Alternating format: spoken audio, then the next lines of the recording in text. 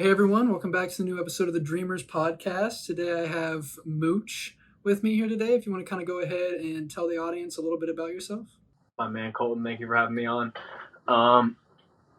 So Mooch is a nickname, first of all. Actually, something funny I saw one time was that Mooch was voted like top 5 like ugliest words ever. Saw that like a few years ago, which I thought was funny. But it comes from my last name, which is Mucci. It's like a childhood like nickname from that part, my last name. But I'm a aspiring film director. Done a ton of music videos in the hip hop space and the past like 3 years. And ever since I was a kid, I've always wanted to make movies.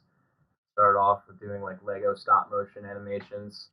I don't know if you've ever seen those on YouTube, but it was like my whole childhood, like watching like specifically this one guy like Forest Fire 101. Shout out to Forest. Yeah, of course. A bunch of other ones too. It's like Brotherhood yeah. Workshop, like just Pizza Movie. I don't know if you've ever seen those ones.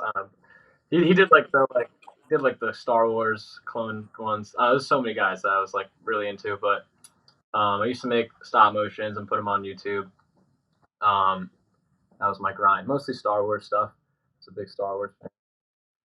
And then as I got older, of course, grew up during the time of SoundCloud, and that's what got me into that hip hop space. I was just on SoundCloud a bunch, looking at artists, and I bought this like old film camera called like a Nishika N800.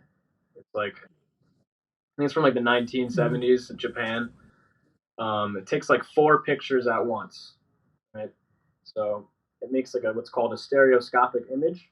I don't know if you know, like sometimes like on like a collectible card, or sometimes you see like prints on the front of stuff. It's called lenticular printing. So it's like as you move, you can like see different images. Yeah. That's basically like the idea. Mm-hmm. But since you take 4 pictures at once, then you edit them together, you can make a 3D image. Makes it like look like it's just going like that. I don't know, but the camera back then actually like went bankrupt in like the 70s because there was no like Adobe, you know what I mean? There was no like After Effects or Photoshop where you can easily just put the 4 pictures on top of each other and like make a focal point. So you had to actually like print them on like lenticularly. So they kind of went bankrupt. But now they're kind of collectibles items. But I bought that. I had like no idea how to fuck shoot film. Me and my buddies were like probably like freshmen in high school, or I was just trying to take pictures of them. And like the camera, if you like throw something in the air, like it's frozen in time. It's like a video. It's frozen. I remember I like took like there's probably like 4 or 5 times where we did like whole photo shoots more or less, and I had no idea how to work film. If you expose film to the light, it's fucked. And I was like literally like pushing the film like back into the case instead of like really, because it's like an old camera, you have to like crank it yourself. So like the first like 4 times I took pictures with it, like they were just blank. But it was just like a learning process, and then I was like, fuck it, I'm gonna take this with me to some concerts. That's kind of how I got in there, like the rappers, I guess. I was just taking pictures at concerts, like went to like Rolling Loud, snuck in with like no pass, just like running around taking pictures and shit. I was always into editing. I went to school for the wrong reason, so I played like lacrosse, Division 1 lacrosse, which was like a big part of my childhood, I guess. Dropped out to do the video stuff. I had the opportunity. These people called the Real Goats. Have you ever heard of them? I think so. So they do like all of the babies early. Okay, yeah, that's what I thought. Yeah, that's what I thought. They're homies, but the guy James Rico, who like is like the leader of the Real Goats, he is the Real Goat. Was a really talented DP or director of photography. It's like a camera operator more or less and so I had my eye on him. He put up on a story one time like he needed like an editor. So I just reached out to him and he had me edit this like Rich the Kid video that I just went in on. He liked it. Never came out, but he liked it. and then he was like, let's meet up. I'm coming to New York. And we met up in New York. And he was working with Baby, who just changed his name from like Baby Jesus to Da Baby. This was like like early 2019. And we just shot like a video with him in Times Square and like ran around New York, and we had like baby costumes, and, like, baby dolls. And we went to like Mm-hmm. Walmart and like bought a bunch of baby shit. But it was like really a lot of fun. I wore the baby costume myself. The baby like Nice. beat me up and shit while I was in it. Like, but I don't know, I just got to like be a part of the creative process and like the ideas and everything, and they were super welcoming. Um, and then I got to go on a small portion of the tour with them, take a bunch of photos and stuff. And that's why I like dropped out, was because they were giving me that opportunity to be Mm-hmm. part of their team.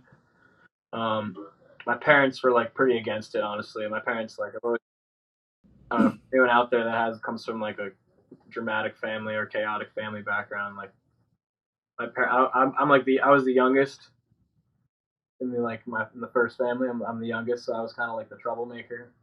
Mm-hmm. I was always like getting in trouble, so I had to like I more or less like dropped out without permission, chase this shit. Um, we were, and then we're in LA. We were filming the Bop video, which was like a big budget video. Mm-hmm. We're shooting it on like the Paramount Studios lot, which was fucking sick. Which is like they have like a fake New York there, basically. Yeah, yeah. We like had like 4 days of rehearsal. There was like 140 dancers. Did like a whole. So the story behind that video is actually really crazy. Originally we wanted to do like an Austin Powers intro, where like Yeah, yeah, yeah. walking around the city and everyone like loves him and shit. And it's like Yeah, yeah, yeah. yeah. Mm-hmm. But there was like it wasn't just one shot, which is what the video is now. It was like a bunch of scenes, you know what I mean? And it ended with this like big parade, with the baby going around the lot. And one of the like things that we set up for a full choreograph of the song is what the video is today. Mm-hmm. That was just like one of the shots we did. We did plenty of other things that day, like but there was like 3 master dances where like the whole song, everyone's like dancing throughout the whole thing. Um, and I remember that night, like literally like 6 a.m. got to Paramount. We're filming. 5 p.m. wrapped. 6 p.m. left. Went back to James Rico's apartment in LA, the real goat guy I was telling you about. He was looking at the footage. He synced up that one performance. Um, Called the baby. They showed it to him. The baby was like, "Oh, we're putting that out tomorrow morning. Like that was like a little. We'll make it like its own thing. Put that out tomorrow morning. Like Bop on Broadway. It's like a teaser for the actual video. Let's put it out tomorrow morning." They're like, "All right, fuck it." And they like put it out the next morning, which was like crazy to see because like it was like within the same day of filming, the video was ready to go. Um, Mm-hmm. James Rico colored it himself because it was just one shot, and put it out the next morning. Went like #1 trending. I think it has. I don't know how many views it has now, but it has like hundreds of millions of views. Yes, and I thought it was pretty popular. Yeah, it went pretty big. And so like the actual video never came out, which was edited over like the course of like 14 days, like 2 weeks. Mm-hmm. That video never came out because we didn't want to like. The decision was that we didn't want to like make the attention go away from the main one because I was doing so Mm-hmm. well for such a long period of time. So that ended up becoming the video, which is like that one shot, which was interesting. But I just remember being really cool. Like the same day we were filming was like the same day we were uploading it to the baby's YouTube. I just thought that was crazy. I don't know. That's crazy to hear the story because yeah, I mean saw that video when it was blowing up. You know, it's like we talked about pretty big, so it's interesting to hear that there was like a whole like that was just like one scene, and there is somewhere just sitting a full. Yeah. And that's what's crazy about this music industry and working in the video side of things is there's so much stuff that you work on. But I mean, me personally, that will never like just never see the light of day. Like you know what I mean? Mm-hmm. Like that whole Bop video, like nobody probably ever see that. Like it just That's like crazy. like a whole video graveyard. Like Mm-hmm. but it kind of happens to everyone at some point, especially in because it's working in the music industry is tough because like you don't have to only make the artist like it, you have to make the management like it, the label like it. It's like a lot of people agreeing on something. But the most successful artists are people like DaBaby, honestly, who like was super in charge of his own shit and was like calling all the shots. You know what I mean? Like he paid for that himself. You know what I mean? Mm-hmm. Like he was personally, so we were able to move quicker. And he was the one that was like, "Let's upload tomorrow," and like gave us access to upload it. But instead, it was just him, the like working with the artist directly he was calling the shots. The label and him are doing whatever they're doing. But a lot of times these artists like are super micromanaged, and it just like causes confusion. I think like. Mm-hmm. Yeah, that's what I was gonna ask about, like the difference with doing music videos for more smaller artists or on the rise artists versus like, I mean, I have a list here, but like you've worked with Trippie Redd, Rich the Kid, Lil Wayne, Midwest, Polo G, like just tons of like big name artists. So I was curious, and I mean, you just kind of talked about it a little bit there, but what the differences are between working with smaller artists versus some of those bigger names. Really like it's kind of like I was kind of funny wearing the shirt. I was about to say this. Like when I was really going like doing a lot of videos back to back, I kind of viewed it like all these artists are like Pokemon. Like you gotta Mm-hmm. like, catch them all, and like how they all literally have their own like thing about them. They're all very different, So like one artist may just let us like sometimes like for example, I worked with a kid named Glaive one time, just like Mm-hmm. as an example, and his team and him, they're great people by the way. They have a great team, and they were just like, hey, here's like some notes that Glaive made. You know, here's like a quick little Google Doc of just some things Mm-hmm. he envisions. I want you to take that and turn it into like something crazy treatment. You know what I mean?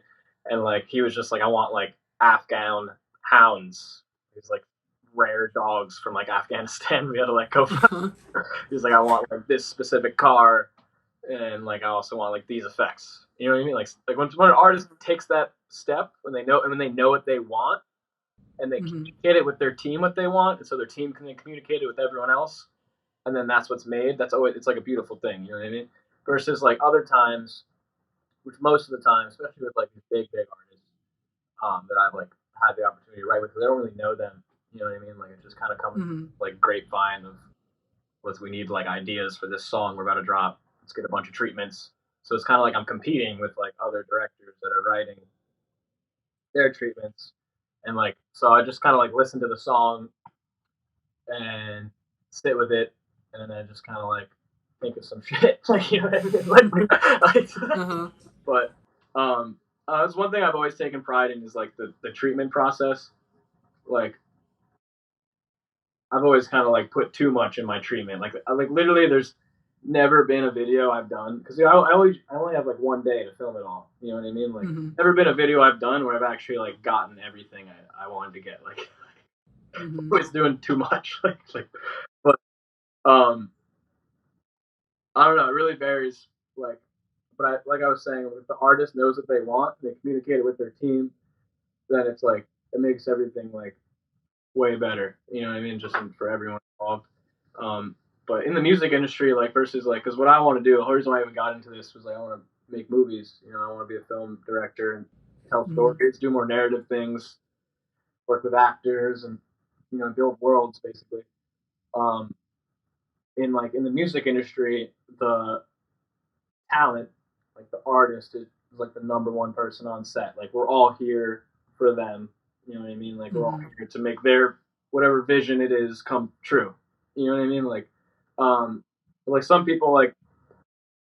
Of course, you always give your own vibe to it as the director, but like it's still at the end of the day, like it's a part of the artist's career more than anyone's. I feel like you know what I mean? Yeah. Like, Yeah. Yeah. um, so, but in like the film world, as I've been, because this last year I've kind of done less music videos, and I've been writing and I've done some short films. Like I haven't really shown anyone yet, but I've like that process. It's like more about if someone out there that wants to make movies or whatever and be a director, like they want to be a Spielberg or Wes Anderson or Kubrick. Mm-hmm. That process is like really like a dive within yourself, and it's like more about you because it's like you're writing the whole fucking thing, and it's like you're the artist, if that makes sense. Like, you know what I mean? Like, Mm-hmm. but yeah, I think that the music video world is super like because I never like signed to anyone as well. I've like worked with a lot of people, people giving me a lot of opportunity. I've always been thankful for, but it's tough in music to like do these big budget videos without having your own manager as well. You know what I mean? And like, Mm-hmm. there's a lot of like micromanagement in the music industry. Like just like a part of it. Yeah. Yeah. But I can keep going. But you have any questions? So yeah, I mean, we can kind of touch on the films here too, but I mean, what are some of the? I mean, you said you started with like stop motion, and it's funny that you mentioned Forest Fire and like Lego stop motion because I have a friend that's in. He's in school for like film right now, and he's done a bunch of little short films, and I've very eccentric guy, and I've helped him a lot. But that's like his biggest inspiration was like Legos and especially Forest Fire and Mm-hmm. probably every stop motion Lego animator he's watched at some point. So it's funny to see how Yeah. for me it was just him, my friend, but how even you that in a sense kind of snowballed and led you to here and what you're doing now, and to go from that to like photographs to music videos and want to do short films more. Um, what are some of the music videos that I guess might be your favorites or ones that I don't know, I hate to use the word inspire you the most, but some that you think are really visually striking and pair well with the songs. Shout out to your friend, by the way. But probably like one of my favorite videos was I did this video with Ian Dior and Trippie Redd called Shots in the Dark. Hmm. Always been like a sci-fi buff, and it was just like a straight Star Wars like inspired video and like space Hmm. odyssey, and you know what I mean.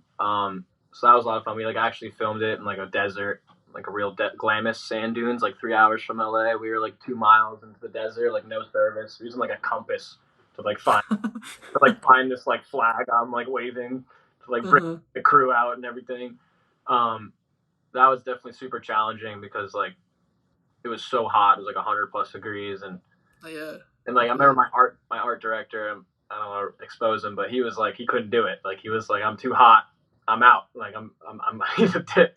So I was literally there was a moment on that set where I was in the middle of the fucking desert alone, like 2 miles in the desert alone, and I'm shoveling some sand to put like a pilot's like chair, like an ejector Hmm. chair and a parachute into the sand. And I was like, wow, like I really hope they fucking find me. I'm like really, but I don't know. That was like the most fun I've had, probably doing a video, because I just love Star Wars. Um, but there's one video I did that never came out. There's a couple videos I've done that never came out that honestly are like some of my favorites. Unfortunately, Hmm.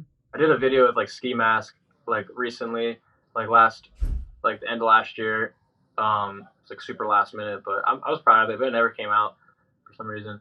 And then that one was like had like flubber in it. It was like a scary movie rip. Uh-huh. It was fun. And then I had this opportunity one time, like in 2020, to do like a Lego stop motion video for Lil Uzi, Oh um, wow. which was sick. I made like a custom Lil Uzi Lego and everything. And then that just like fell through. But that was pretty cool. I like did like a few scenes where he was like getting like abducted by aliens and shit, and like taken to like a concert full of Lego people. It was just Hmm. good. I don't know. That was fun. So I was going in on that, but it was probably my favorite projects that have come my way. But I just feel like also the MP5 video. I don't know if you've seen that one with like Yeah, Trippie and Trippie stuff. Red. Because I was like, I don't know if you ever played Call of Duty. Uh, Hmm. you ever played like Black Ops 2, like Mob of the Dead Zombies? Oh yeah, of course, Yeah. of course.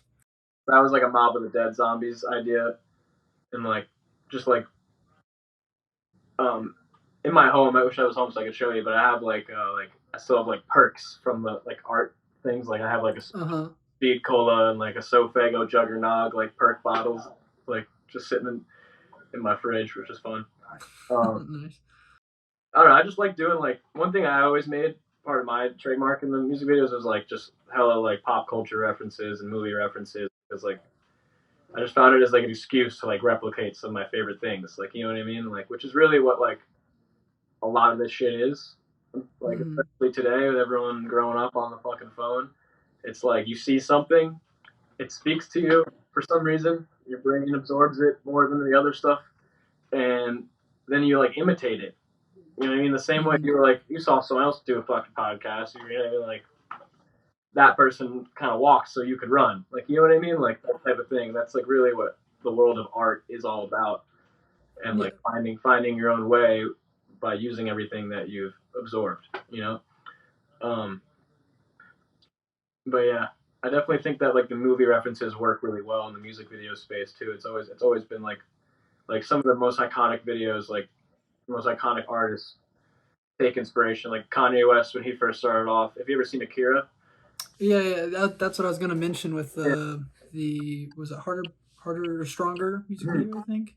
Like his whole branding back then too. Like he was just like super Akira inspired, and Mm-hmm. like there's so many examples of it. Like you know what I mean. And I find that to be like fucking cool because it's just like just shows like the thumbprint of like a creation. Because I feel like the whole reason why like the reason why I made my production company Infinity Studios as well is like because when I die, like all the shit I made will be there forever in kind of like a time Mm-hmm. capsule. You know what I mean? It's like you're trying to leave like some sort of thumbprint. So like using inspiration and replicating it is just like proof that like that inspiration made a good thumbprint. Like you know what I mean? Like it Mm-hmm. affected people. You know, which I it's just a chain reaction basically. Yeah. Like yeah. But um yeah, and I also like doing like visualizers and shit. I do like doing we did like Juice World's like fourth with the grade A. I don't know if you're familiar with them. Um, Yeah. yeah, Yeah. Yeah. they had this opportunity. It was like Juice World's like 4 year anniversary. Goodbye, good riddance, and we really had like no time. Honestly, it was really fast. Like putting it together, like literally like staying up all night, like uh, Mm-hmm. put together like a whole storyline for the visualizers, kind of for each one, and got a bunch of animators on it, and that was pretty cool because of course, everyone's a big Juice fan that's in this community, you know. Mm-hmm. So that was fun. I know this sounds kind of weird, but like I just like had like a Juice World poster that I like hung up above my computer at the time, Uh-huh. and I just like kept looking up at it like while I was working on it, and I don't know, I just felt like he was like fucking like there or something. Like that was weird. Yeah. like like Yeah. No. like I don't know, it was like a special moment. That was fun to work on. We actually like that intro scene of the album where like he's talking on the phone with the girl. Like we actually filmed like a live action like little short film more or less that like brought that audio to life, which was cool. Mm-hmm. Um, it's crazy. Craziest part about Juice World too is that like he was making so much music that for years later, he's not like in years to come like he's still gonna be still putting out music. You know what I mean? It's crazy. So yeah, yeah. I just the new off the I think the Lyrical Lemonade album. He just dropped a song where it's Juice World and Corday, and Yeah, they filmed that song, like 4 years ago, and then Corday just filmed the video, and so it's crazy to think that there's still like probably a ton of full unreleased songs, even though they released several I think posthumous albums. So that's crazy to think how much he must have been recording. yeah. No, I feel like he really like changed everything in that world. You know what I mean? It was Hmm. kind of made the bubble and then it like popped and like went everywhere. You know, like but that era.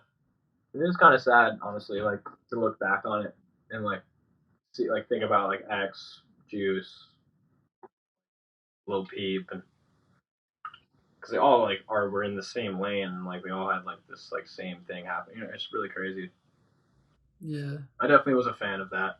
You know what I mean? As a high schooler, as a, Hmm. I'm sure you probably were too. You know? Yes. So that was, I mean, I probably got into rap and hip hop kind of late 2015, early 2016. So, I mean, yeah, it was right around that like SoundCloud era, the 2016 Double XL freshman list.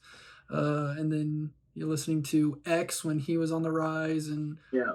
Lil Peep. I mean, he was, still so early on. I mean, all of them were so early on in their careers. So it's, crazy to think, what, you know, if they were still here, what they would have created. Because I mean, and especially like X and Juice, they were incredibly popular, before they passed. Yeah. So it's crazy to see where they would be now.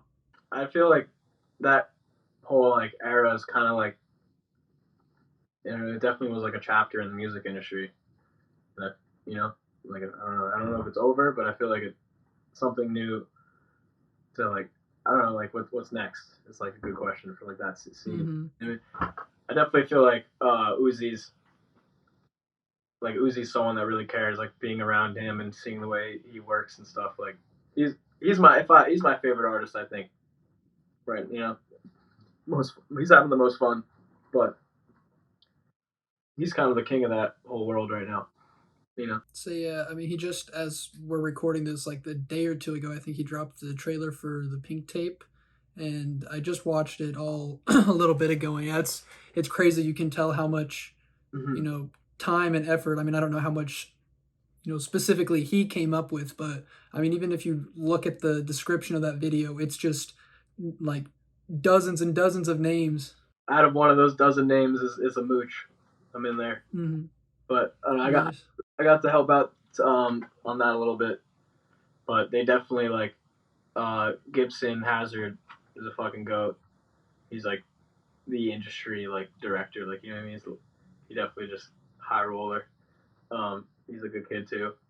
And then this kid Diego, who's a fucking Yeah, Reduciano or however. Yeah, I've been following him for a long time. yeah, I love that kid. That's one of my like best friends. I love him. He's so fucking good, and he has like his own swag that he brings to everything he does, and he's so quick. Mm-hmm. Like literally asked this kid like, "Yo, like, hey, like, can you make me a title for this video?" He made it. If you ever actually watch him make it, he makes it like in 10 minutes. Like you know what I mean? Uh-huh. How's this? Like, oh, it's perfect. Like what the fuck? Like that's how like, Uh-huh. really talented.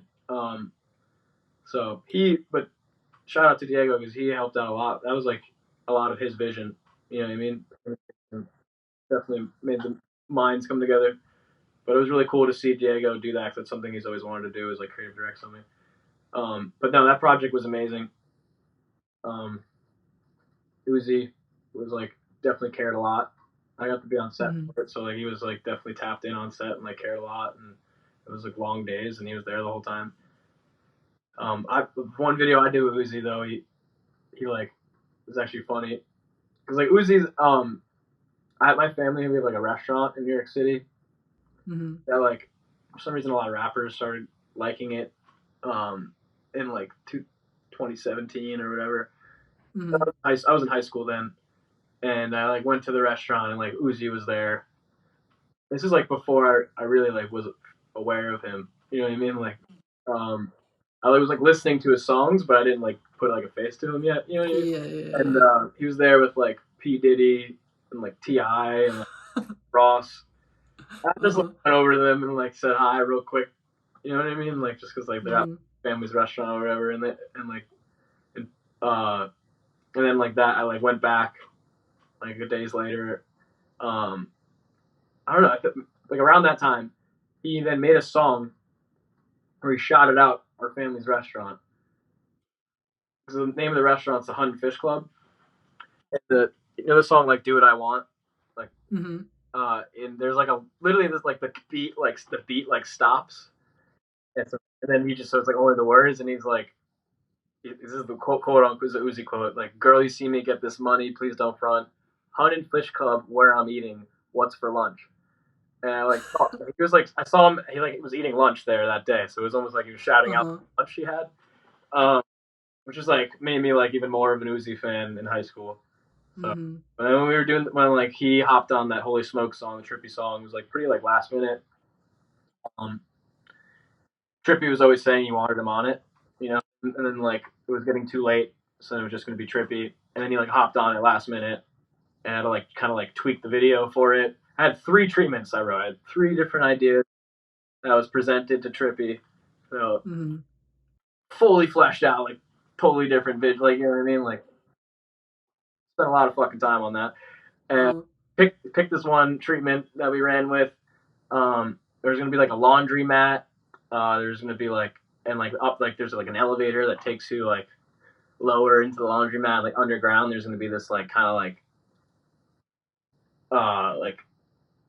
ethereal like computer room, like mother, Mm-hmm. you know what I mean, like server room where there's like screens everywhere, and the Uzi was gonna be in there. They're gonna be like laundering the money and counting money. Um, and there's gonna be like a limo Mm-hmm. and a bunch of other shit. which a lot of that ended up in the video. But we built this like room. There's like Uzi's reveal. Like, you know what I mean? It was like Uzi's room. Like when we first see Uzi, he's like in this room, um, at the computer basically, and he just like didn't show up the first day. We're in LA, didn't show up. So I'm just like filming whatever in the room, like whatever I can. I had like some actors there, like filming shit, just like kind of like improving, like whatever. Mm-hmm. Trippie was pretty bummed, so he was like, "All right, I'll try again tomorrow." And then like Uzi was like in the news because he like was in like a altercation or something, and so he like ran away and he got in like an altercation with that rapper St. John. Uh-huh. Oh, you remember that? That was like the day we were supposed to direct and film him, and then he like dipped to New York and was like, "Yo, can y'all come to New York?" And this was like Sunday, and we were like, "Oh fuck, all right." So we're like, now we're going to New York, and I have no idea what we're doing. You know what I mean? I'm like, oh, I gotta like Mm-hmm. look something up. I'm like looking in for locations, and there's this old arcade I used to go to in New York as a kid, like the Chinatown arcade that like has this like kind of L shape like arcade. I don't know. I was just like, oh, it looked cool there. Like called them up, and they were like, hell yeah, come film here, and it was like pretty cheap too. They're and so we just like filmed in Chinatown, got like a limo, and like on Tuesday, Uzi showed up there with like 50 people on ATVs. You know what I mean? Like, and we just like filmed in the arcade, but it was pretty hectic. But like once he actually showed up, he was like he was really funny, like because on set, like for example, most sets are like 12 hours, right? Like a 12-hour day Mm-hmm. shooting. Like so, if you're on the crew, you show up, and then 12 hours later you're dipping. But it's actually 13 hours because there's an hour in between where you get like a break. So you get like 6 hours break for an hour and then 6 hours. But it's like law that you have to break. You know what I mean? Or it Mm-hmm. has to be at least 30 minutes, like lunch break. And by the time Uzi finally showed up, it was at our like 6 hour mark to like go on our lunch break. And I was like, damn, like fuck. And like we like just started filming, and like I don't know, like they were like being strict about it, like the whole crew. Uh, Mm-hmm. but with the DP, it was like my buddy was still filming with me. But the crew went on lunch break, and we like filmed one more shot. I'm like, all right, we'll take our break. And Uzi was like, all right, where are we going? We're going to the deli. And like he like walked to the deli like right around the corner, like with the crew, and like, just like being like mad normal and like talking shit with us and like ordering sandwiches and like buying hella candy. Like he joined us on our lunch break. It was hilarious. Like, but yeah, that was fun. Let me plug this new charger. Who's like one of your favorite artists or rappers? I guess.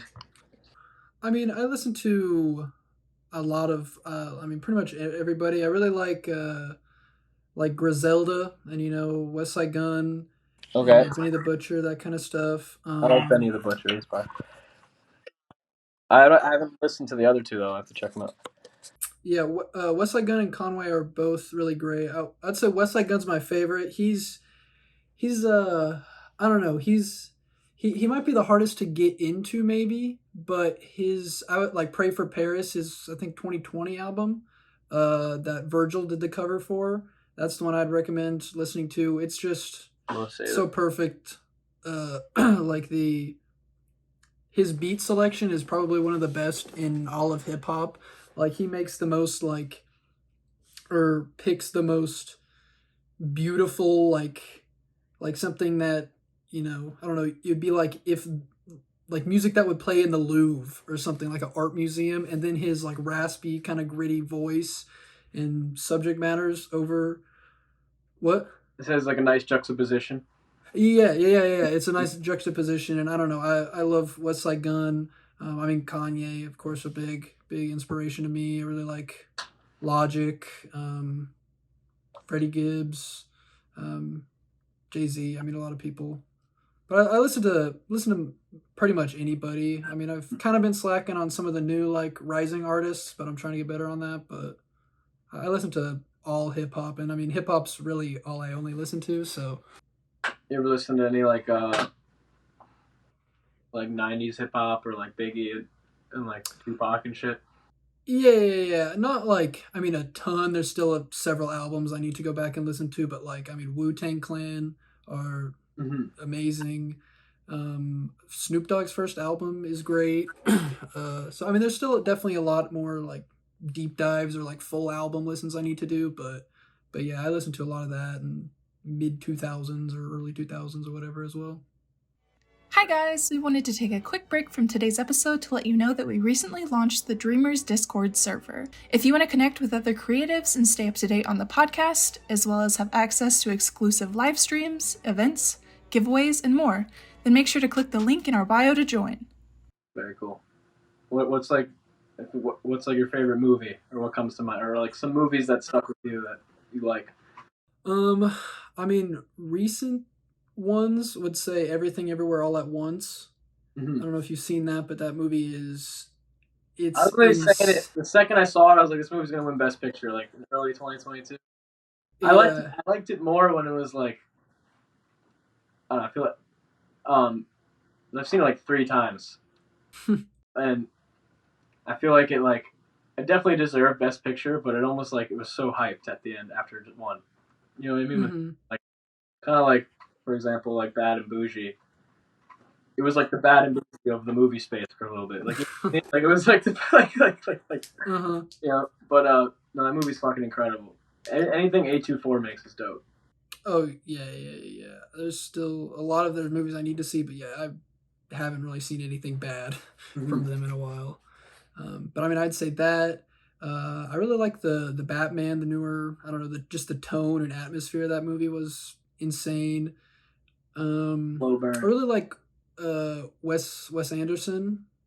So like Grand Budapest Hotel, Fantastic Mr. Fox. I need to go watch his new Asteroid City that just came out, but stuff like that. Um, Cool. I don't know. There's a lot of classic movies I still need to watch, but I usually watch all the big stuff that comes out. You got good taste. I like it. I thought when I first saw the Batman movie, I was like, all right, this is okay. You know what I mean? But I thought the DP was beautiful. But I was like, Yeah. Batman, like, come on, like, do something. Like, I was like, waiting for him to do something. And then, like, my friend was like, no, like, you're not seeing it the right way. It's like, and he started, like, going in about how it's like a slow burn. It's a build up. It's like his character development, blah, blah, blah. And I was like, all right, I'll watch it again. I watched it again. And I like, appreciated it way more. But I like you see the clip they put out of, like, the Joker in, like, the cell? Yeah, like the extended clip or whatever. Yeah, and he looks all mutilated, crazy. Yeah. There's so many Jokers in the world. It's crazy. Like there's There's one of so many versions. One of my favorite art pieces is like there's like all the Jokers like sitting at a gambling table. I don't know if you ever like like the dogs at the gambling table. Like, yeah, the poker. Yeah. Like the Jokers. Nice. But some of my favorite movies are like I guess I kind of have like for some reason like there's like an era of cinema, kind of like the 70s to 80s, like where it was like George Lucas, Steven Spielberg, like Brian De Palma, like Coppola, Scorsese, like James Cameron, like, and they all were like working together in a way.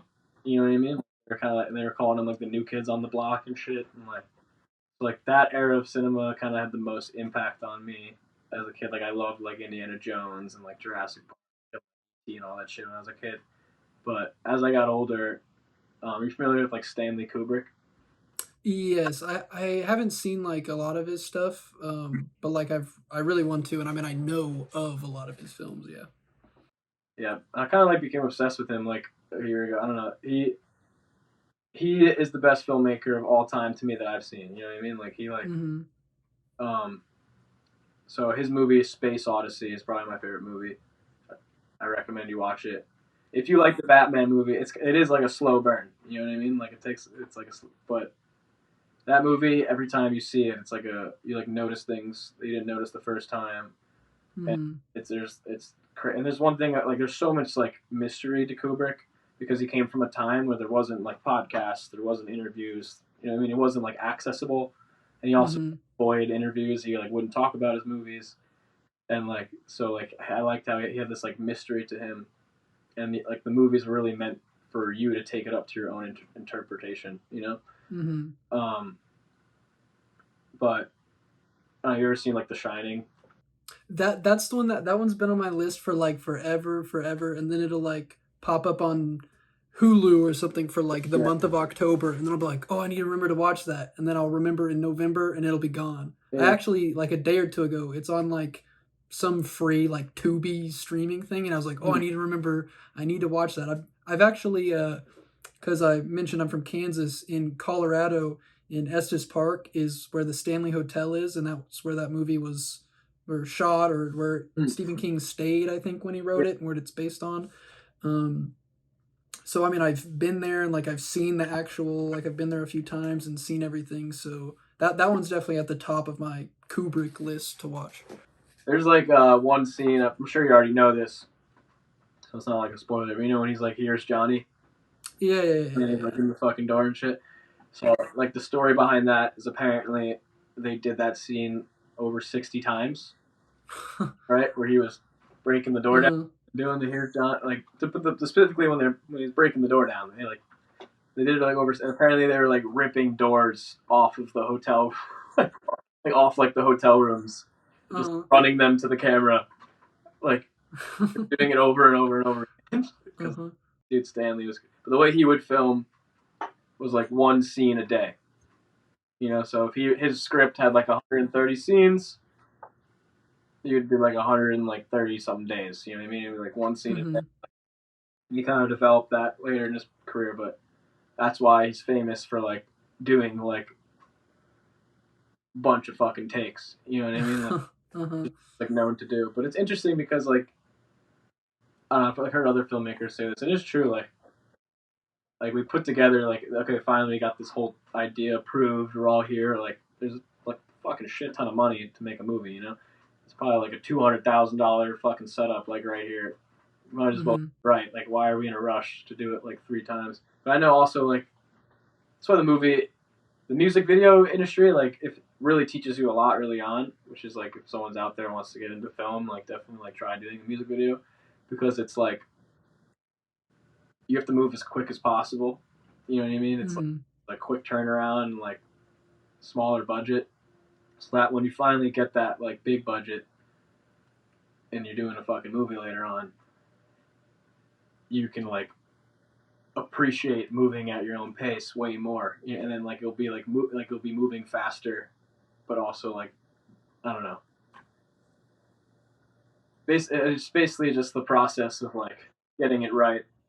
Sometimes you could do like there's also a Kubrick quote as well, where because everyone would like write about him saying he was a complete asshole, like that's what they'd say about him. Even though in all his videos he seems like a pretty nice guy, but they would like say he's like an asshole. He would make you do it like 1,000 times.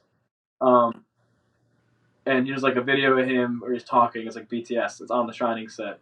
He's like, yeah, they like ask him about like how come you do so many takes? You know what I mean? Like what's up with that? That's famous for.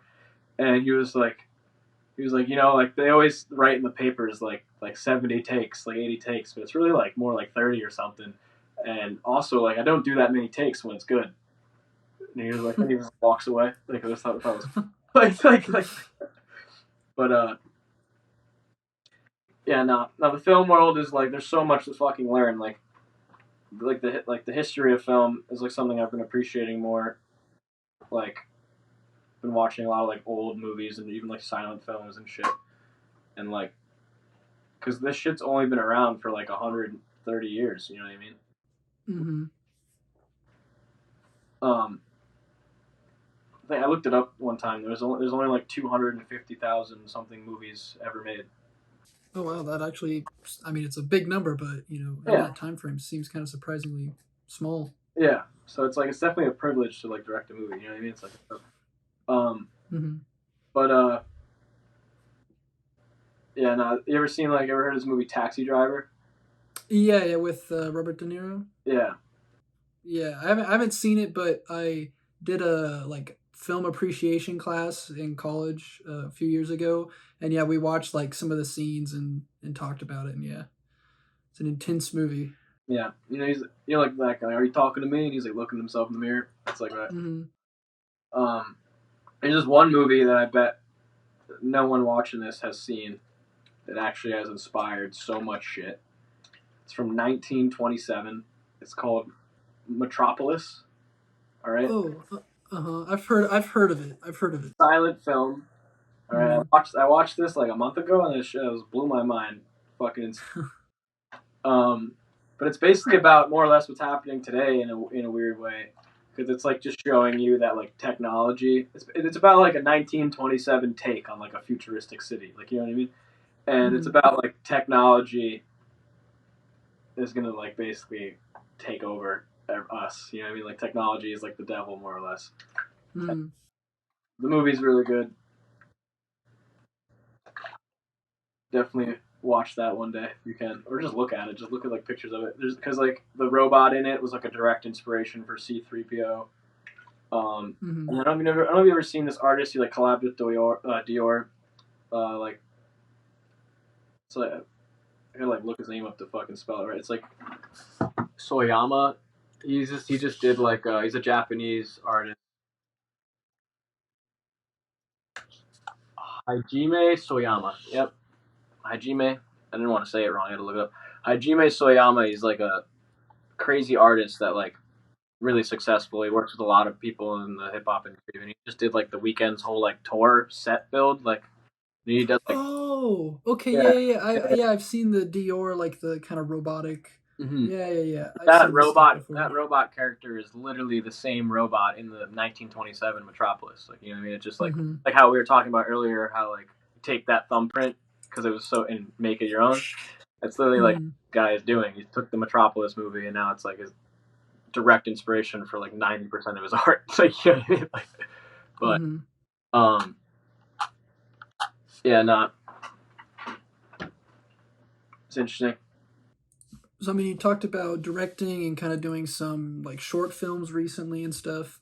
What kind of, I guess, I mean, obviously it's kind of a tough question, but I guess what type of a film would you want to make? I mean, you mentioned being interested in sci-fi and Star Wars, or would you want to make something more, realistic, grounded? I would make. I want to make like. I want to like rewrite history a little bit. Like I have some ideas that like are connected to like big historical events. You know, where I like just take like a perspective in it and just like sprinkle in a shit ton of fiction to kind of like mix it up in a way and like you know what I mean, like make sense of it. That's like one thing I want. There's just one idea I have that's like kind of all about that. And then I went to boarding school, right? It was just like one of Wes Anderson's like first movies called Rushmore. I don't know if you've ever seen it. This is like inspiration for this movie too, or like Dead Poet Society. So when I was growing up, my parents had like a crazy divorce and shit, and I got like sent to boarding school, and I like didn't know. It was kind of like ended up there. And so it's like basically about that. It's about like a kid getting sent away to boarding school with like a strict boarding school, and like kind of finding his purpose in life while he's there. It's like kind of like a dark comedy, like coming of age. And I'm gonna call it Bored in School. You know, like Bored in School. Kind of like a Charlie. Ever heard of like Charlie? The fuck, Charlie Butlet or some shit. Yeah. What the hell is his last name in the movie? Charlie Bartlett. You ever see that movie? Bartlett. Yeah, I own it. It's one of my partners. They really like that movie, and so yeah, I have it in the other room, but I actually haven't seen it, but I know of it. But it had like inspiration from that too, or like kind of just like, no, I definitely got a lot of stories in the chamber, but short films, I feel like I'm kind of aiming towards like a more like to the point thing. So I'm gonna do like a 5 short film package I've been working on. I finished one. I'm doing a second one. But there's like 4 of them that are pretty to the point, like quick. You know what I mean? Kind of showing my range of like things I could do. One's like action. One's like others are like narrative, and one's just like completely silent film, just all visual. You know what I mean? Which I noticed a lot of these big directors did is like how much can I tell like without really saying much, you know what I mean? Like there's just one short film you could watch, Scorsese's first short film called The Big Shave. It's like 1 minute long, you watch it, but it's like what made him able to make movies, you know what I mean? Or like Christopher Nolan's first short film called Doodlebug. They're just like weird fucking little things they made. You know what I mean? That just like meant something more and like connected with someone. Or like Steven Spielberg made his first short film, Amblin, which is the name of his production company, which is like, you know, they're all pretty much like silent in a way. You know what I mean? It's just like showing without telling. So that's kind of a good approach for short film that I'm doing. And then I don't know, like I definitely want to be sci-fi, and I want to do like comedic violence. You know what I mean? Like kind of like type of thing, like where it's just wacky as fuck. Like anything could fucking happen. You know what I mean? Like um like definitely like a Scorsese like meets like a James Cameron or something, or like a fucking Spielberg. But I don't know. I really think that like film is also the type of thing where like you kind of like answer that question as you're doing it. You know what I mean? Like, what kind of movie do I want to make? Like, yeah, like you write it down, like because there's like 3 steps in making a movie. Like, really, it's like pre-production, fucking planning it, writing it, production. Like, what the fuck did you actually film that day? And then editing it. You know, and the movie can completely change in any of those steps. You know what I mean? Like, you could have wrote something, but you didn't film that. You know what I mean? You could edit it weird. You know, like so like keeping it like knowing what you want and keeping it consistent across those all three is like is impressive, but also like the best filmmakers are like always open to like a seeing like you know what I mean like when like something they can't achieve like sometimes makes it better.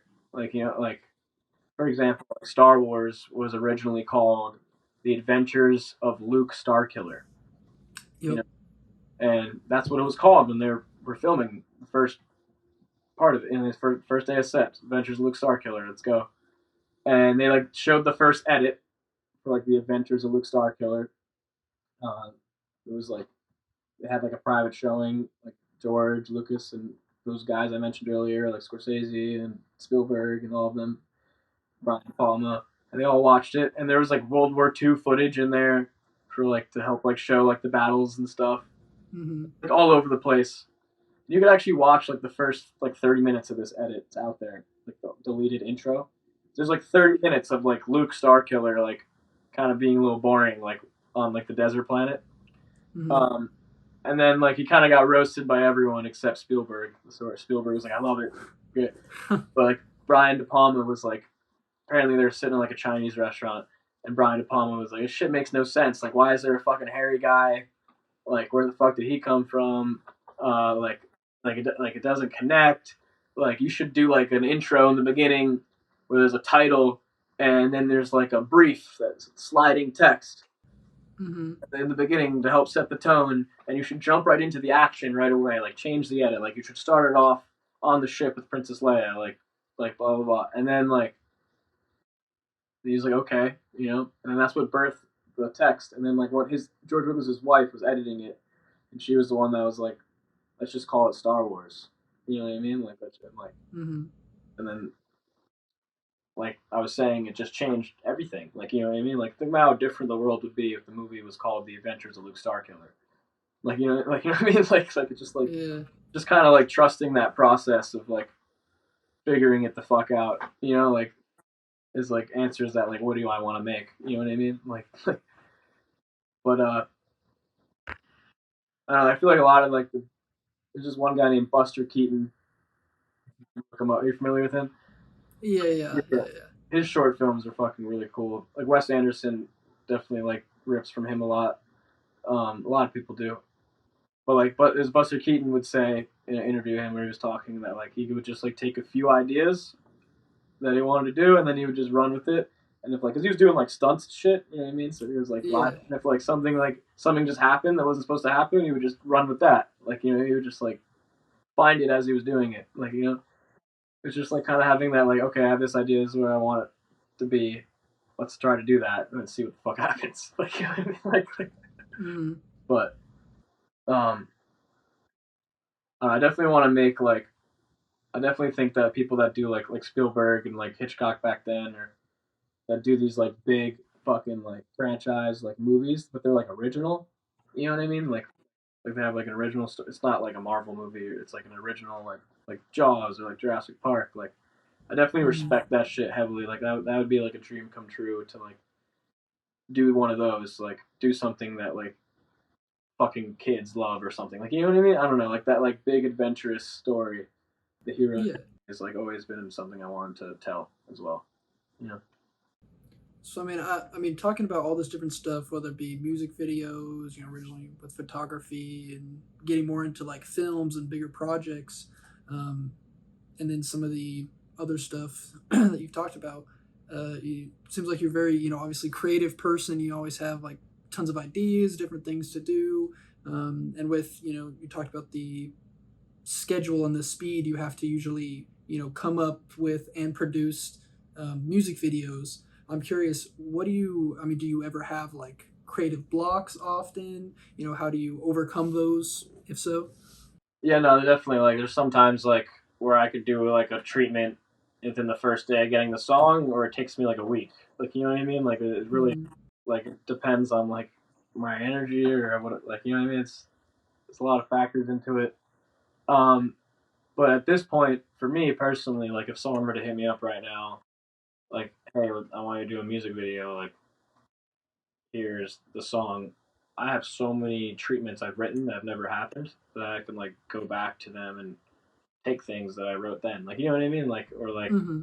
Or even but I do think that like the toughest part about that also is that like you usually write it for the song specifically, like because it matches it. But um yeah, no, I think writer's block is something everyone will experience who's ever trying to create or write in general. And like there's like this thing I've seen everywhere where it's like the creative process where it's like you make it and you're like I fucking hate it, sucks, and then like a day later you're like all right, it's the same, I love it, it's like the same thing, like you know what I mean, it's like Mm-hmm. you have to let it like sit with you sometimes.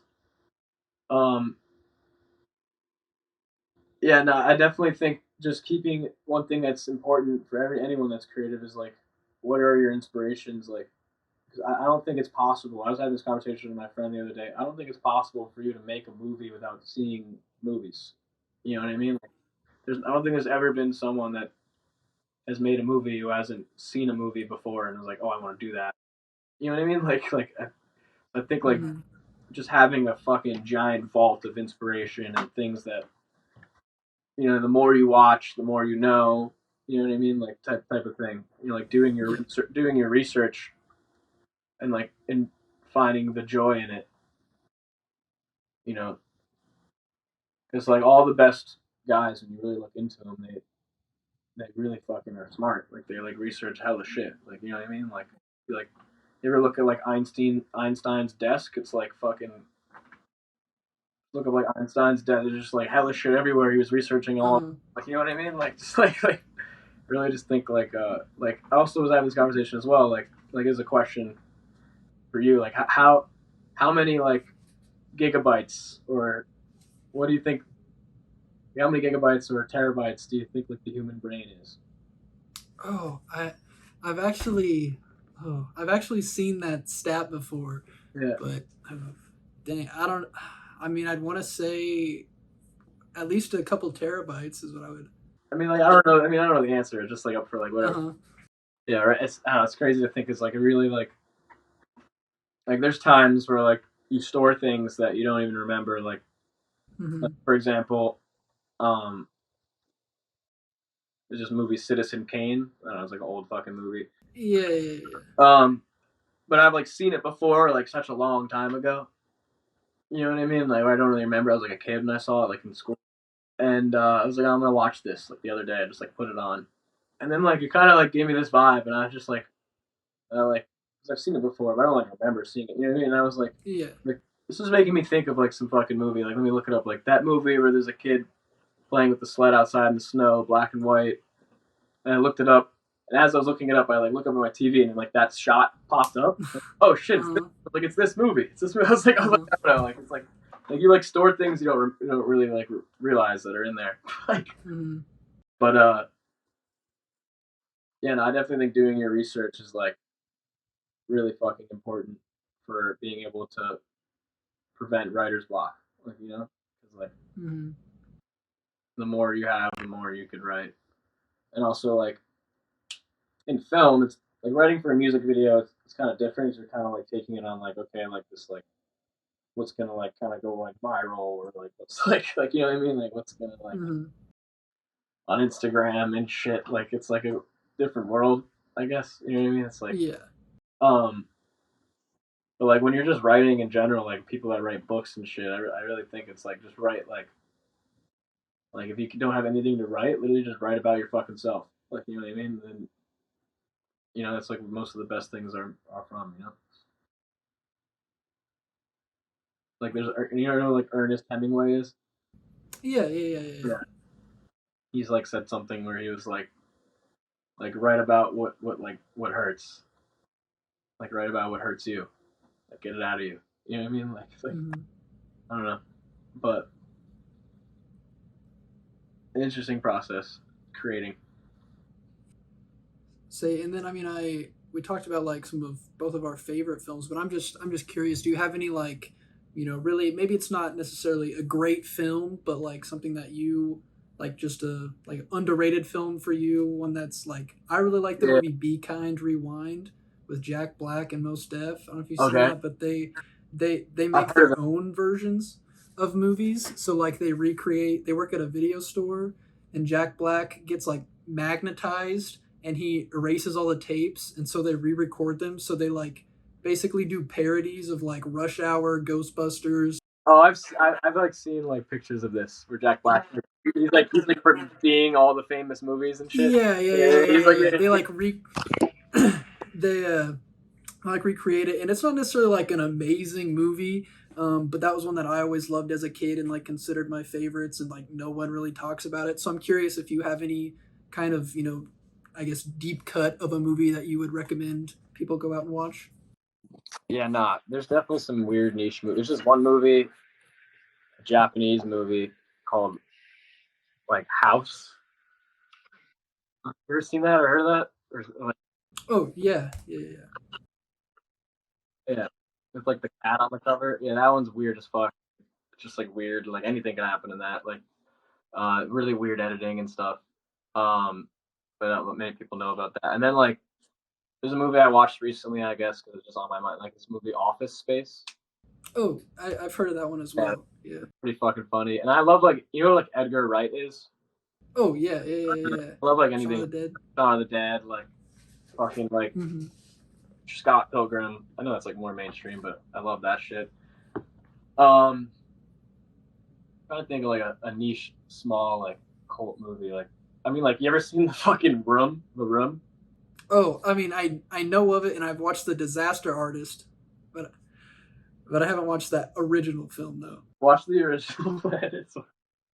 Watch it with like your buddies or something. Like, you know what I mean? It's like it's one of the Uh, first time I ever saw it. I went and saw it in the theater. It was like someone was doing a showing of it. mm-hmm. They were like diehard fans, like knew every word and shit. But it's like voted the worst movie of all time. You know?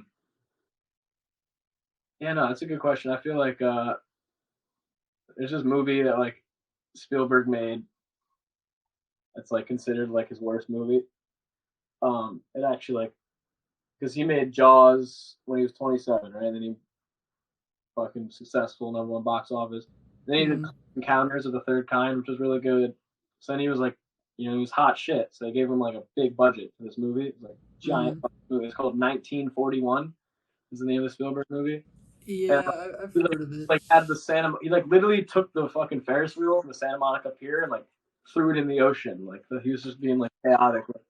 And the movie was like considered to be like terrible. Like you know, it got like really bad reviews. But the movie's like pretty fucking funny. I don't know. It's like pretty chaotic and funny. I like it.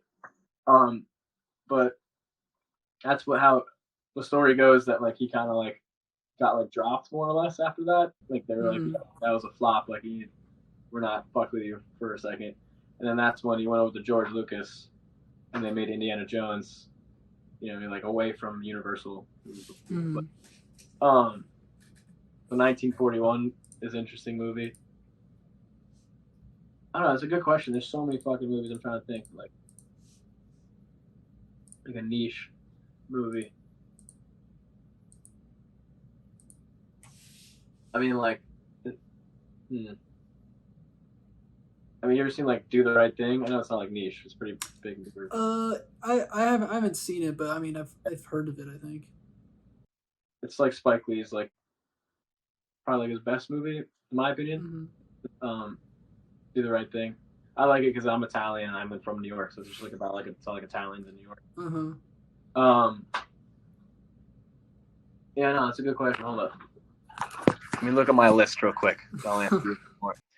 All right, there's this movie called Mind Game. Mind Game. It's like anime. That shit's fucking weird as hell. Oh, I think I've seen like the poster for it before. But honestly, like movie that I guarantee you, like no one watching this has seen is definitely Metropolis, which is like worth Mm-hmm. watching one time and like trying to watch it. I know it's hard to watch because it's so fucking old and like old movies are like can be feel boring, but like I don't know, the movie like really makes you like think about like shit, like you know what I mean, like I mean, this can be kind of off the record too, I guess, or off the actual mm-hmm. podcast, but I know like with Infinity Studios and Bot Wars, I don't know if you want me to like Yeah, mention yeah. those Got it. more, but and then also you're doing like a Pokemon Infinity. Yeah. Get No, into you that? can keep it on the record. You can keep it on the record. It's Okay. fine. Yeah. All right. So I'm doing like a fan made Pokemon game. Been working on it for a minute. I need to like put some money into it to really like get it done. Mm-hmm. I have like 3 gyms complete, like playable right now. But I'm Mm-hmm. trying to do 17 gyms. That's like my favorite. That's my lucky number. I don't know. So it's Uh-huh. like really ambitious. I'm in the art stage of it. But I've developed like 3 gyms. But it's basically like everything I fuck with in pop culture in a Pokemon game. Um, I could show. I'll DM you like a picture of the character, all the characters. I'll make you a Okay. character, and I'll put you in I've there. seen a lot of the like sprite work and some of this stuff. I Yeah, think you have your own like or on the Infinity Studios page yeah. and saw some of this stuff. So I mean, it looks sick. Like all of the art that has been done looks amazing. Yeah. I'm using this thing called RPG Maker. You can Yeah, like yeah, yeah. put it on Steam, yeah.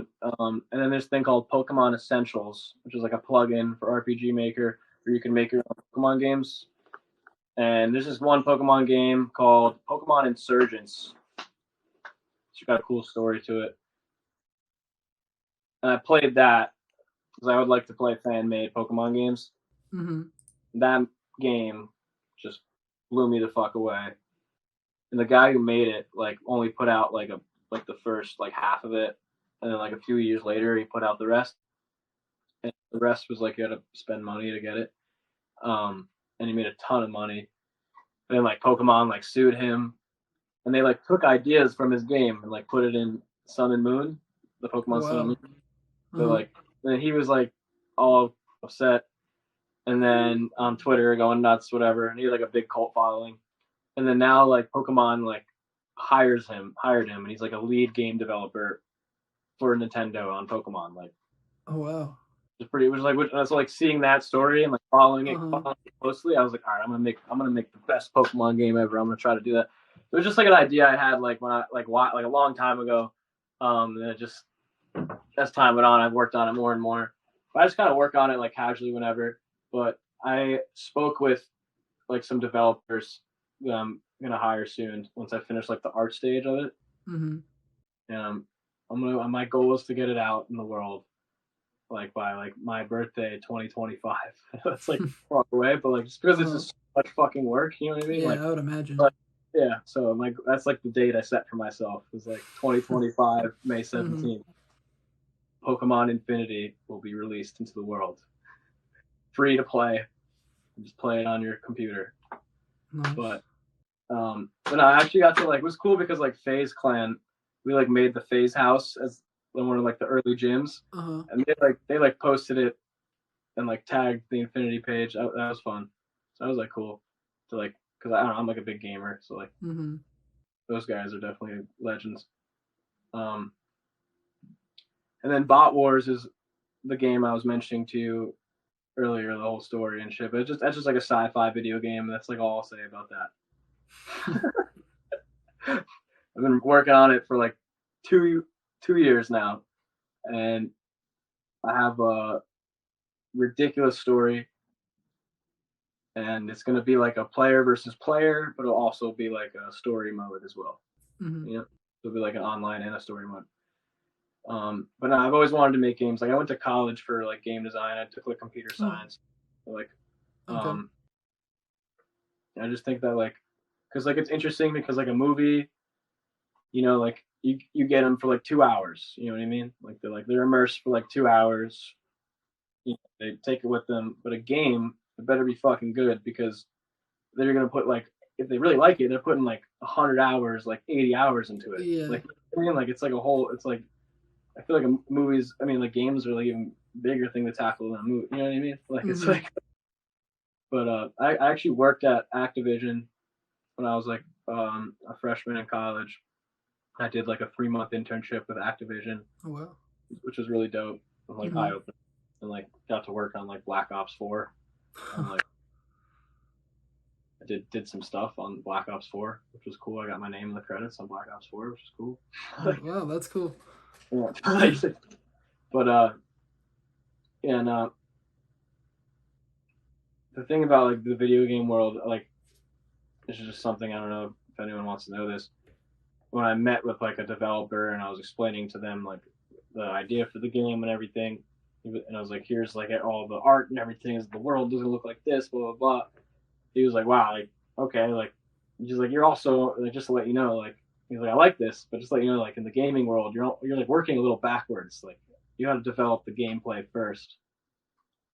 You know what I mean? Like gameplay first. Like develop the game. Like let me play it, and then like that's how like you can, you know. So yeah, I mean that was kind of my, not to cut you off there, but that was kind of my main. I mean that's my, like I love art in general. I love hip hop, but like video games, I could, like whenever I come up with an idea for a unique cool video game podcast, there's gonna be like a new episode every day. Like I can, like that's my bread and butter. So I mean I definitely agree with you, like you said though. Like I'm playing the new Final Fantasy 16 that just came out, and that's like I think it's at least like 30-40 hours like just doing the main story. And like there's, I mean, so many cutscenes. Like I'm sure they're already on YouTube, but I bet if you looked up like all of the cutscenes together, it's like a 10-hour plus movie just because there's so many. So I mean I you know, I'm excited to see with the games. Yeah. Is Final Fantasy like your favorite game or one of your favorite games?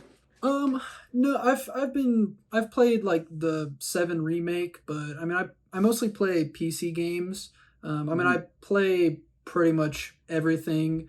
I've been playing a lot of PS5 stuff lately, but I mean I play everything. You play the Spider-Man game on the PS5? Bro. Yeah.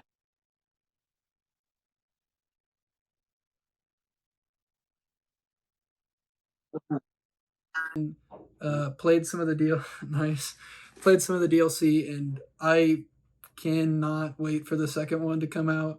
That game The is, gameplay trailer looks so good. oh yeah, I'm so excited for that.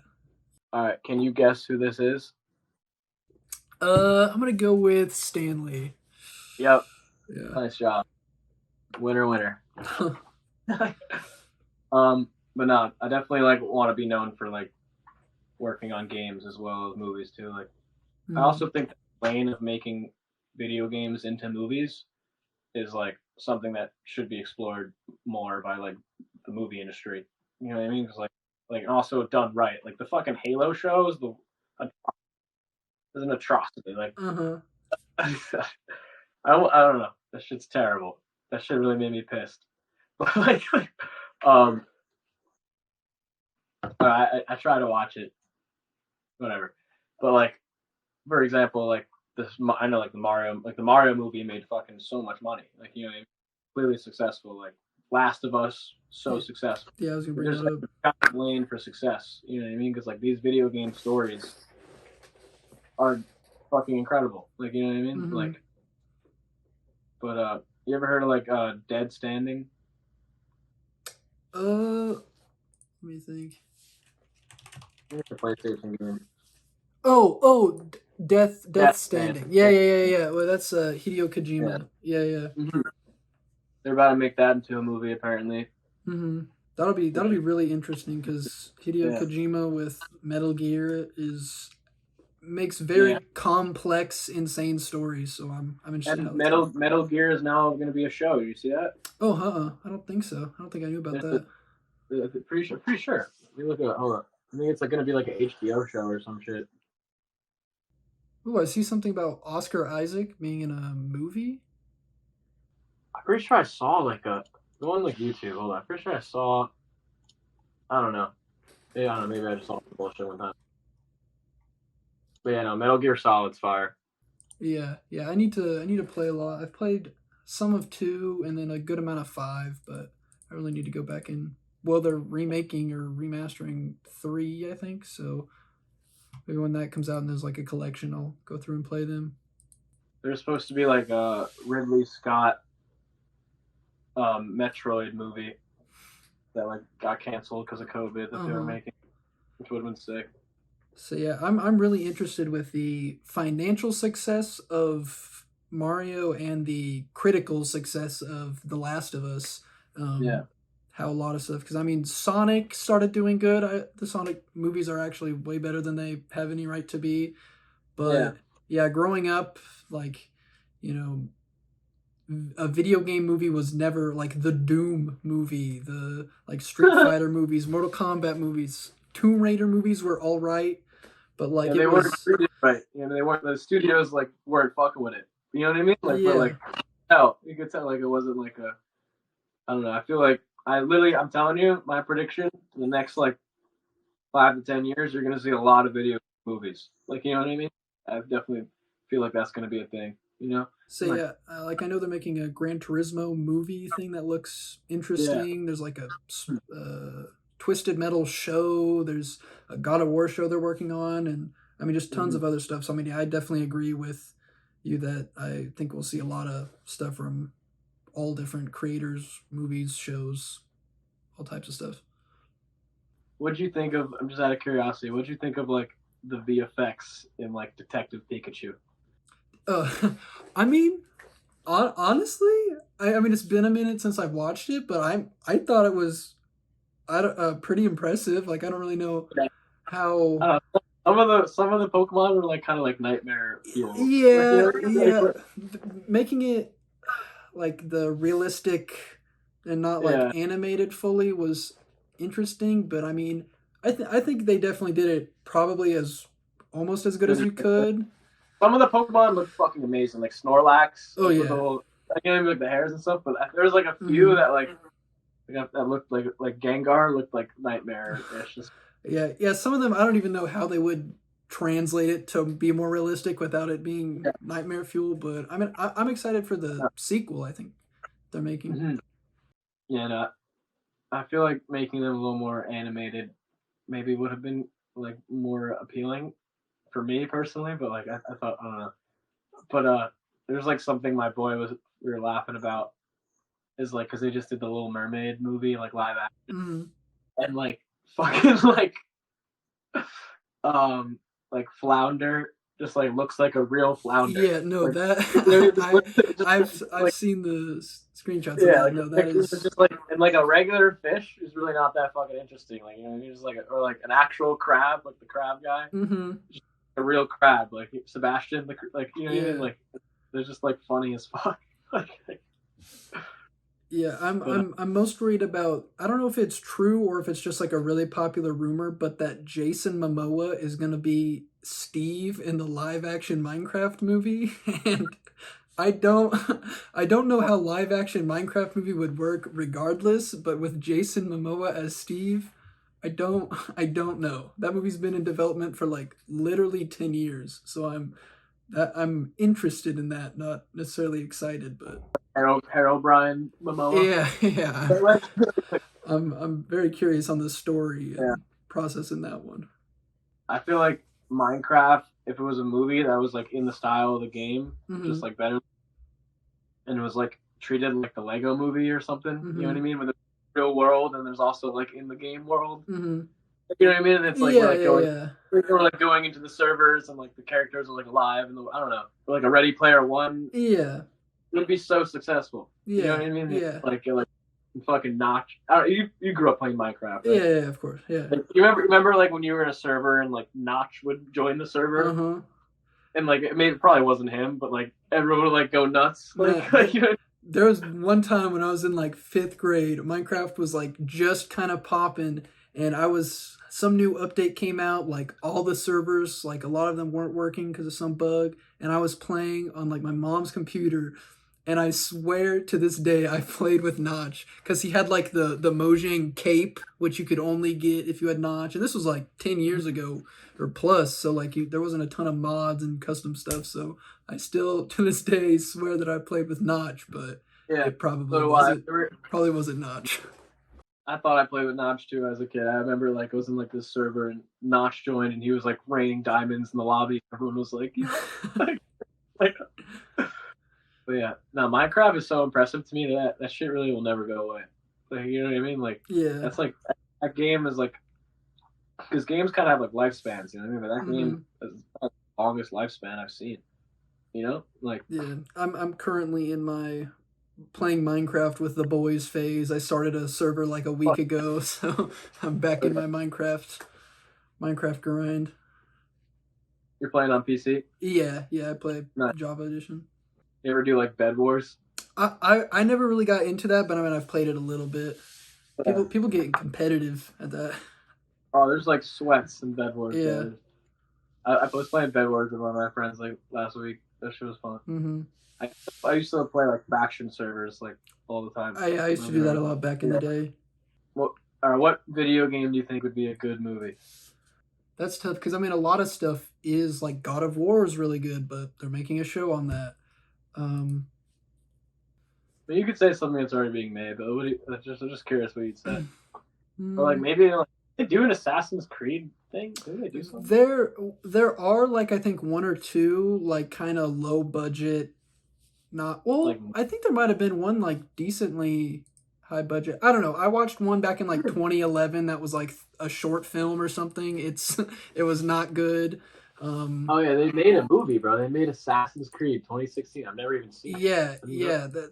I think it's for good reason. It's not. It's not that great. 19%. That would explain probably why you've never seen it. It would be a good movie though if they did it right. I mean, yeah, I think the story, if they cut out some of the stuff and made it better, BioShock I think could be interesting. Turok? Turok? Yeah. I used to play that on my dad's Xbox back in like 2006. I love that game. It was gory as hell as a kid. Yeah. That'd be a cool movie. Yeah, Turok would be cool. That game, I don't even think they've made a new one since like 2006 or something. The Turok Evolution. I forgot about it, but the Borderlands movie they're making with like, I think Kevin Hart and Jack Black, and that's supposed to come out I think relatively soon. I'm interested in seeing that because that could be a fun movie. Yeah, that could be cool. If it comes out right. You ever played Fallout? Oh yeah. They're making I think a Amazon Prime show for Fallout. I keep seeing like every few months like leaked set pics and that's one of my favorite game series. I love Fallout New Vegas, Fallout 4, and Fallout 3. I haven't played in a while, but yeah, that would be amazing. I love Fallout. I could play that game all the time. You played Pokemon growing up? Oh, I mean, yeah, definitely. I a lot of the time I would borrow them from my sister because she had them, like for Game Boy Advance and stuff. First one I bought was Diamond for DS.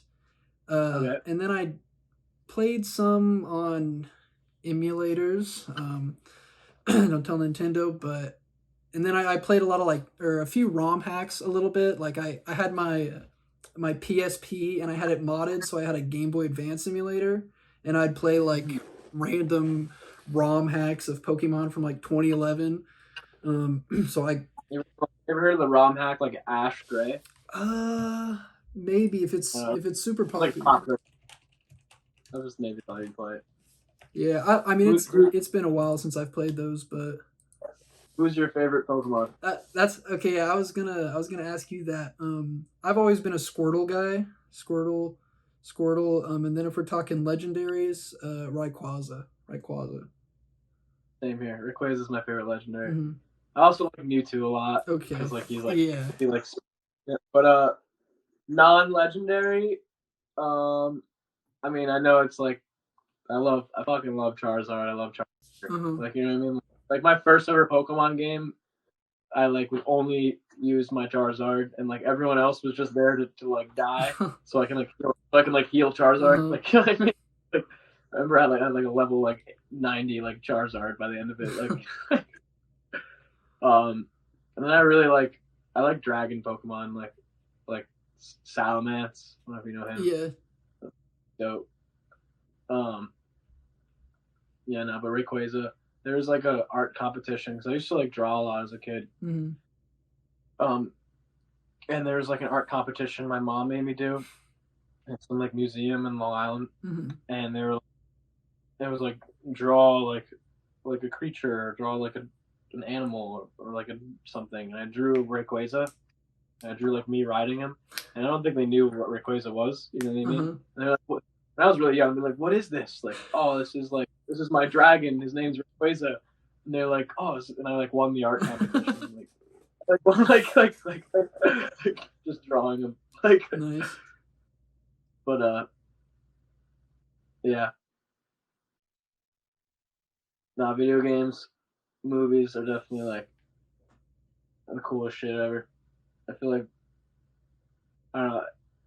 You ever like looked into like fucking like I guess like fine art or like paint like famous artists and like painters and shit? Have you ever gone to like if you ever in New York or a big city like the Museum of Modern Art and like looked at that shit? Ever done that? I've been to the art museum in Denver. I'm actually probably gonna go again here in a couple weeks, but that's probably the closest like big like grand more fine art stuff that I've seen in person.